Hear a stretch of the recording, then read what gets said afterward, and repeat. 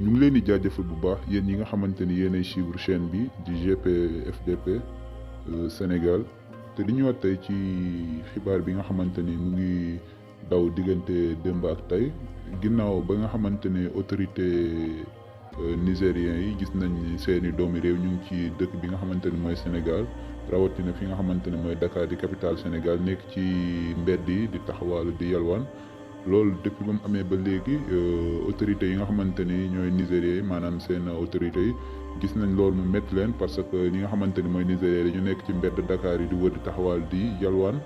loolu nag métti na leen trop ba tax na ñu indi li nga xamante ni mooy seen avion pour jël seeni doomi réew yóbbu leen ci yooyu nag am nañ ay mag am nay xale yu ndaw yoo xamante ni xamaguñ dara ñu ngi nekk ci mbedd yi di taxawaalu di yalwaan et cetera. ba tax na plus de 600 personnes jël nañ leen dugal leen ci li nga xamante ni moom mooy vol bi ngeen di gis noonu pour yóbbu leen ci li nga xamante ni mooy seen dëkk boo doon xoolee li nga xamante ni mooy seen autorité yi ñu ngi wax nee nañ affaire bi métti na leen trop ginnaaw ba ay télé sénégalais divisé loolu noonu am ay yeneen site internet yi nga xamante ni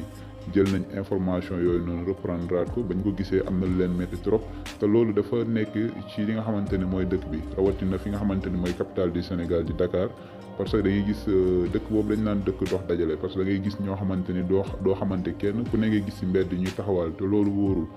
du jógee dëkk sa dëkk ñëw ci dëkk jàmbur xam nga amoo fa kayit xamoo fa dara nekk ci mbedd yi taxawaalu loolu tamit mën nañ ne amul sécurité parce que tamit doo xam fu nit ñi di jaar mën nañ ne ci frontière yi la mais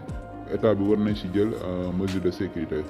bëri na nag ay étrangers yoo xam ñu ngi ci dëkk bi dañuy taxawaal ñu ngi def naka sudul noonu xam nga ñu ngi def yeneen ak yeneen ñu ngi ci dëkk bi mais j'espère que état bi mu ngi ciy jël ay matuwaayam ba tax na information yi ngeen gis ni waa Nigéria ñoo ko jëlee seen bopp indi seen vol bëgg jël seeni doomu réew yóbbuwaat leen parce que nee nañ loolu métti loolu day yàq seen image réew tey loolu lañ leen indiloon ci li nga xamante ni moom mooy xibaar yi ñu leen di ñaan ngeen abonné te activer la cloche de notification